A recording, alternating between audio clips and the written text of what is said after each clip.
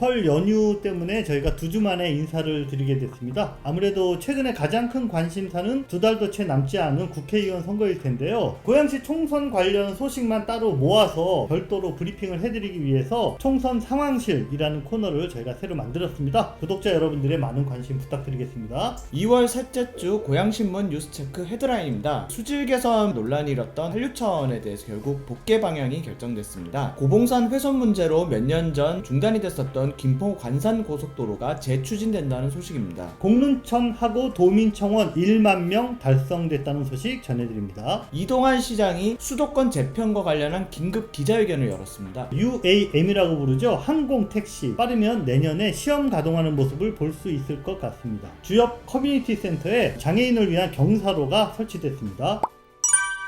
사진에서 보시는 곳이 바로 한류천인데요. 2가지 문제가 있죠. 비만 오면은 오수가 일로 흘러들고 또 물이 배출되지 않고 고여있기 때문에 늘 탁한 풍경, 이 수질 개선 문제가 골치인데요. 수년째 해법을 찾지 못했던 한류천 수질 개선 사업이 결국 복개, 뚜껑을 덮는 걸로 가닥을 잡았다는 소식이네요. 지난달 16일에 한류천 친수공간 조성사업 타당성 검토용역 착수보고회가 열렸다고 합니다. 핵심 내용이 무엇이냐? 한류천 상류부터 중류까지의 구간, 호수공원에서 시작해서 넘어오는 1.3km 구간에 지금 현재 한류천 수변공원이 일부 구간에 있는 하천을 복개를 하고 그 위에 이제 새로운 수변공원과 같은 친수공간을 조성하는 방안이 담겼다라고 하고요. 기존 한류천으로 물이 흐르지 않습니까? 우수를 포함해가지고 수량들은 대형 배수관을 설치를 해서 거기로 흐르게 하고 그걸 땅에 묻는 방향으로 추진을 할 예정이라고 합니다. 시는 이 같은 복개안을 골자로 해서 이 타당성 용역을 상반기까지 마무리를 한 뒤에 사업성이 나오고 문제가 없을 경우에는 바로 실시 설계에 착수를 할 예정이라고 합니다. 호수공원과 연결된 수로를 통해서 외부 용수를 끌어와서 수질을 개선한다, 이런 이야기까지 들었는데 복개로 이렇게 선회하게 된 이유가 있나요? 당시 여러 가지 안을 두고 논의를 하다 최종적으로 결정됐던 거는 현재 한류천 조성된 요 모습을 그대로 유지하되 이제 수질을 한 3등급까지 올리는 방안 목표로 세우고 채택이 됐었는데 호수공원 용수를 흘려봤더니 2등급까지 개선되더라. 그래서 이 방향에 사실 결정되는 줄 알았어요. 맞아요. 최근에 들어와서 건교위나 이런 데서도 이제 문제지가 들어왔는데 신현철 시의원이나 이런 분들께서 이제 하는 얘기가 호수공원의 수질만 악화시킬 수 있다. 한류천의 수질이 뭐 얼마나 개선될지, 물을 얼마나 계속 거기다가 부어야 될지 이런 것도 장담할 수 없는 거 아니냐.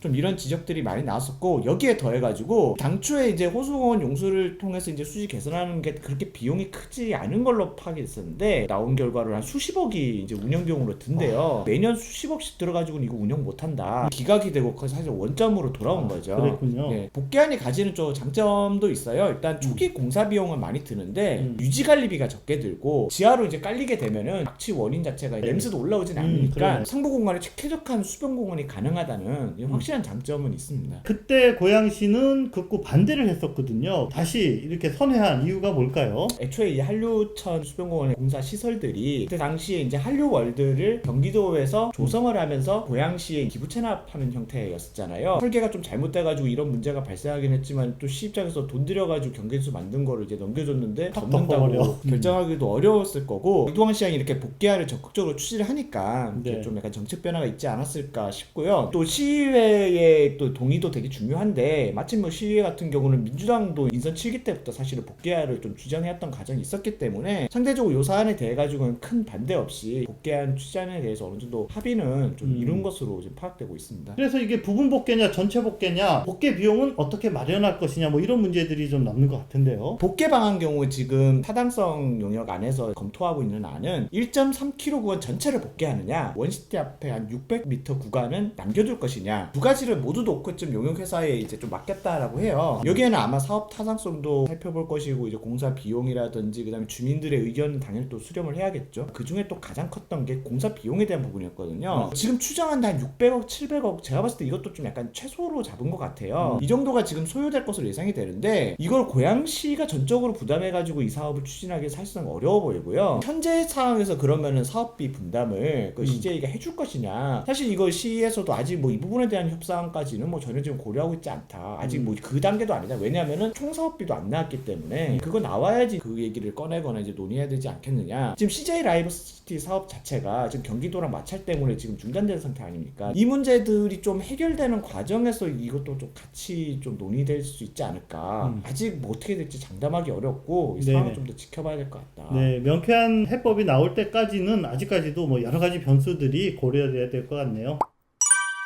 8년 전에 고봉산 생태 훼손 문제로 지역 시민사회의 반발이 일어서 김포 관산도로 사업이 중지가 됐었는데요. 최근에 소리소문 없이 이렇게 재추진되고 있다, 이런 소식이네요. 구간이 총 3개가 있고 문제가 되는 구간이 파주 야당동에서부터 문봉동까지 이어지는 한 5.64km 정도의 구간인데요. 전체 사업 자체가 파주 운정 3지구 광역교통 개선 대책으로 나온 겁니다. LH가 진행하는 사업인데 터널이 2개가 생기는데 황령산 터널 구간 같은 경우 627m, 고봉 터널 같은 경우 무려 1079m, 1km가 넘는 거죠. 아무래도 이러다 보니까 산지 훼손뿐만 아니라 주변 지역에 소음 피해도 있을 것이고 당연히 자연 상태도 훼손되고 여러 가지 우려가 있는 상황입니다. 자, 이런 문제가 지금 제기된 게 아니라 8년 전에 이미 특히 생태훼손 문제에 대해서 좀 심각하게 문제가 제기됐었는데 노선 변경도 없이 그대로 다시 재개가 되는 거죠. 2017년도였는데요. 20개가 넘는 이제 고양시 시민단체들이 대책위를 구성해서 3개월 넘게 시청 앞에서 1인 시위를 했습니다. 사업에 대한 전면 보류 그리고 노선 대안을 요구를 했는데요. 조용하게 일부 노선 변경만 이루어진 채 2020년도에 고양시 구간 노선이 확정됐다라고 하더라고요. 약간의 선형 변경만 있었을 뿐 문제가 됐던 그 터널 2개 치고 가고 이 노선에 대한 변경은 거의 없는 큰 틀에서는 그대로 예, 유지했다. 그렇습니다. 전체적으로 우회를 하게 되면은 토지보상비 이런 것들 사업비가 많이 든다는 판단에 그런 걸로 추정은 되는데요. 여튼 이러한 과정을 거쳐가지고 현재 사업 계획에 대한 이제 고시는 난 상태인 거고 심지어 이제 파주 구간 같은 경우는 작년부터 공사가 시작됐어요. 사진에서 보시는 바로 이 공사 현장인데 지하 도로로 들어가기 위한 입구 부분이 지금 이렇게 공사를 하고 있는 모습입니다. 고양시도 이게 올해 하반기까지 이제 토지 보상이랑 발주까지 마친 다음에 공사를 나서겠다 좀 이런 계획을 갖고 있더라고요. 손해를 감수하고라도 실효성 있는 교통 문제를 해결하는 이런 도로라면은 또 모르겠는데 그런 것도 아니다라는 이런 의견도 있네요. 이게 사실 관산 김포 간 연결 도로인데 파주에서부터 김포까지 연결되는 구간은 일부 구간에 대해서 환경부가 좀 반대하고 있어요. 그래가지고 사업 자체가 아직까지는 불투명한 상황인 거고 고양시 구간 같은 경우도 문봉 사거리에부터 관산동 통일로를 연결하는 도로인데요. 이 구간 또한 이제 고양시에서 사업 계획조차 갖고 있지 않아요. 고양시가 이 사업을 전적으로 사업비를 부담을 해야 되는 계획인데 이 사업비가 1,000억 원이 넘어요. 지금 사실상 운정지구에서 문봉 사거리를 연결하는 도로란 말이죠. 이용 수요가 완공이 된다 치더라도 이용 수요가 얼마나 될 것인가 질문하지 않을 수가 없고요. 이거를 실제로 이제 작년에 말에 고덕희 시의원이 5분 발언을 통해서 이 문제를 좀 지적을 한 바도 있습니다. 자, 다시 한번 요약해서 설명드리면 김포에서부터 통일로까지 연결이 되는 건데 이쪽 구간 계획 없습니다. 이쪽 구간도 이거 되게 어려워요. 요 딱 중간에 운정에서 문봉까지 이 구간을 굳이 공사할 필요가 있느냐, 지금 그런 의견이네요. 자, 그러면 고양시 입장은 어떤지 들어보셨나요? 고양시뿐만 아니라 LH도 이 도로가 별로 효용성이 없다는 거는 인지를 하고 있어요. 사업을 반드시 이거 추진해야 된다, 이거 꼭 필요하다, 이런 강경한 입장은 아니에요. 근데 문제는 이 사업이 파주 운정 3지구의 광역교통망 개선대책 사업이란 말이에요. 그리고 이미 확정된 사업이란 말이죠. 이 사업을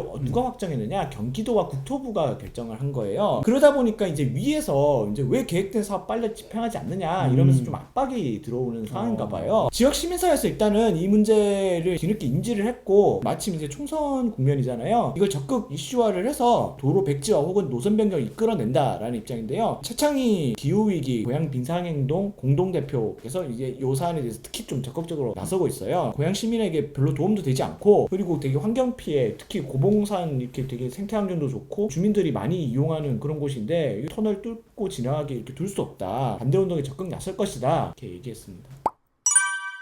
공릉천 하구의 경기 지정 1호 습지 보호 지역 지정을 요구하는 이 경기도민청원이 도지사 답변 요건인 1만 명을 달성했다는 소식입니다. 해당 청원은 이제 1월 15일부터 한 달 동안 진행됐는데 종료일을 나흘 앞둔 2월 10일에 목표치인 10,000명을 가뿐히 넘어섰다고 하더라고요. 경기도민청원은 이 시민이 직접 청원한 의견에 대해서 30일 동안 1만 명의 동의를 얻으면 경기도에서 정책 반영을 적극 검토한 후에 경기도지사가 직접 책임 있는 답변을 하도록 약속한 그런 제도죠. 잘 아시는 것처럼 고양시청 원안 추진위에서 경기도민 청원을 통해서 김동연 지사의 이제 답변을 받았던 그런 경우도 있었고요. 요청한 사안이 경기도 지정 습지보호지역이잖아요. 습지보호지역은 제가 아는 바에서는 환경부가 지정 권한을 갖고 있는 걸로 알고 있는데, 습지보전법을 보면요, 국가 지정 외에도 광역 자치단체장이 습지보호지역을 지정할 수 있다고 합니다. 대구의 달성천 습지, 그리고 인천광역시의 송도 갯벌 습지 등 전국의 여러 광역자치단체 지정 습지보호지역이 지금 산지에 있다고 하네요. 반면에 경기도가 지정한 습지보호지역은 아직 한 것도 없습니다. 도민청원을 추진한 공릉천 친구들 관계자는 생태가치가 높은 공릉천 하구를 경기도 1호 습지보호지역으로 지정하면 경기도민 전체의 자부심이 될 거다, 이렇게 이야기를 했습니다. 공릉천 하구가 어떤 곳인지 좀 소개 좀 해주세요. 공릉천은 잘 아시는 것처럼 고양시 파주시를 지나서 이 오두산 통일전망대 부근에서 한강으로 합류하는 하천입니다. 그런데 여기가 군사분계선과 아주 딱 접해있기 때문에 사진에서 보시는 것처럼 정말 우리나라에서 거의 유일하게 자연 그대로인 하천하구 모습이 이렇게 남아있고요. 덕분에 생물 다양성도 무척 풍부하고 경관도 정말 아름다운 곳입니다. 하지만 이곳에 몇 해 전부터 환경부에서 과도한 하천 정비 사업을 시작해서 파주와 고양 시민들이 공릉천 친구들이라는 이런 연대 조직을 만들어서 현재 보존 운동을 열심히 펼치고 있습니다. 공릉천 하구 생태 훼손 문제는 고양신문에서 유경종 기자님이 가장 먼저 기사화를 하셨고, 그리고 저희가 또 토론회까지 개최하지 않았습니까? 그러면서 이제 고양과 파주 시민사회 전반적으로 좀 알려지기 시작했었잖아요. 경기도 습지보호 구역 1호로 지정해달라는 이런 요청까지 좀 나아간 모습인데, 경기도가 어떠한 답변을 내놓을지 저희도 또 계속 관심을 가지지 않을 수가 없네요. 네, 기대해 보도록 하겠습니다.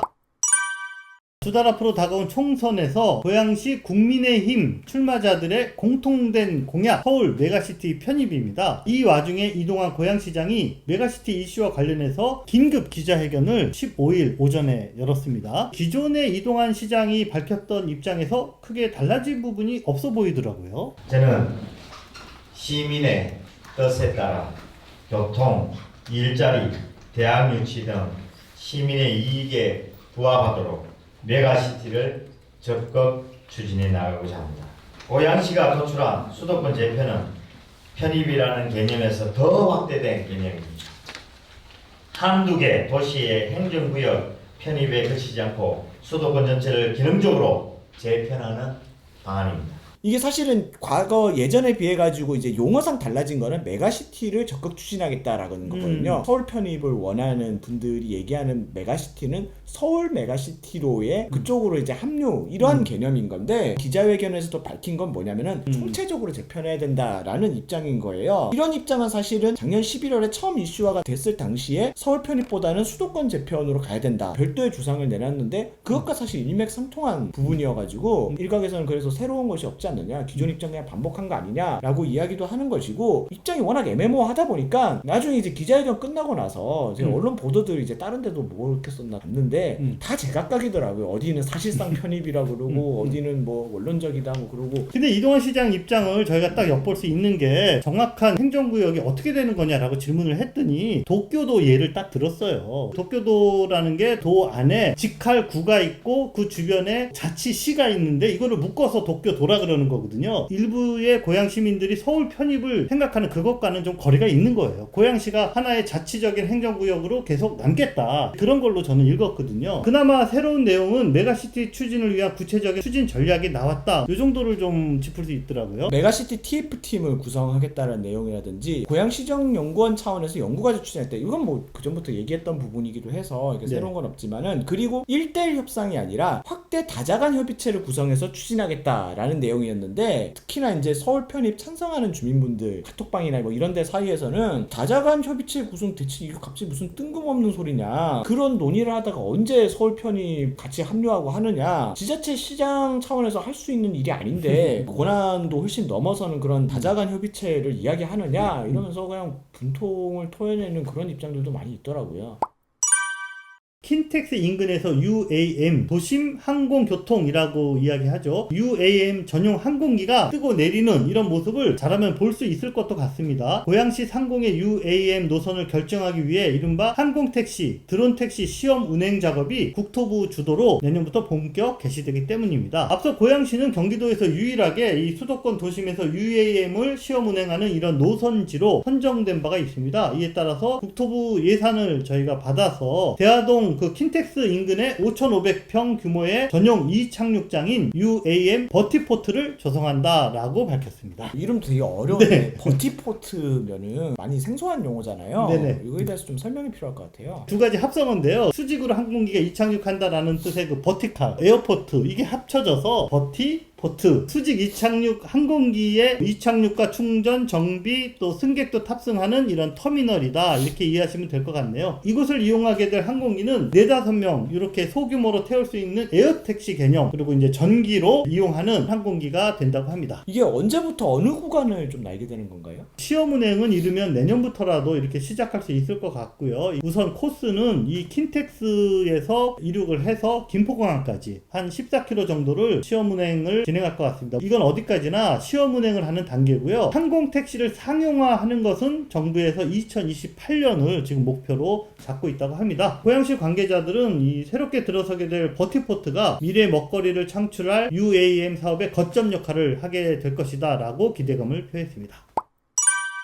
장애인 등 이동 약자들의 접근성 제한으로 논란이 좀 있었죠. 저희가 보도도 전에 해드렸고요. 주역 커뮤니티 센터 지하 보도에 마침내 장애인들을 위한 경사로가 설치됐다는 소식이네요. 이 문제는 이제 2020년도 당시에 주염역 광장 리모델링 공사를 마치고 나서 거기 지하보도가 새로 깔렸는데 거기에 이제 정작 경사로가 없어가지고 좀 문제가 됐었습니다. 휠체어를 이용하시는 장애인 같은 이제 이동 약자들이 지하에 있는 주요 커뮤니티 센터 접근이 불가한 좀 상황이었기 때문에 당시에 장애인 단체들뿐만 아니라 주요 주민자치회에서도 이 문제에 대해서 좀 문제 제기를 강하게 했었고요. 현재 공사는 완공된 상태죠. 비상벨 설치 요것만 남아있다고 하네요. 안종훈 경기 장애인 인권 포럼 강사는 경사로 설치를 시작으로 주요 커뮤니티 센터뿐만 아니라 고양시 공공시설 전반에 대한 장애인 접근성 문제가 제고되기를 바란다고 정했습니다.